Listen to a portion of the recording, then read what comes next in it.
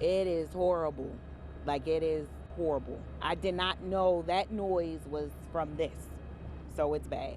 Drivers and neighbors say that it's hard to believe that 6 people are now dead after this crash on Interstate 695 that shut down all traffic in both directions Wednesday afternoon. Police say that around 12:40, a gray Acura drove into a work zone on 695 near Security Boulevard. It went between 2 Jersey walls and it hit several construction workers before it flipped. Medics took that driver to shock trauma. Now they think a second vehicle may be involved. It's just a shame. You know, you go out there for a day's work and then you don't know what's going to happen.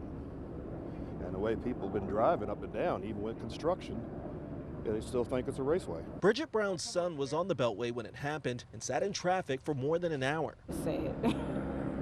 It's just sad. It could have been my son. You know, he was just there. He's only about maybe 300 yards from here. He could have been my son.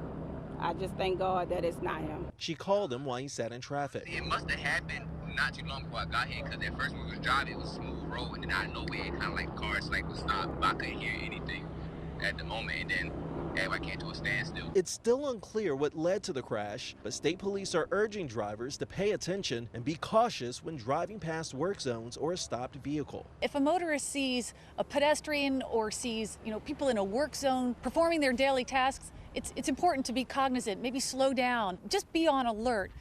Because these types of incidents obviously can end up tragic if somebody's not paying attention or if you're violating the law in any way, whether speeding or distracted driving.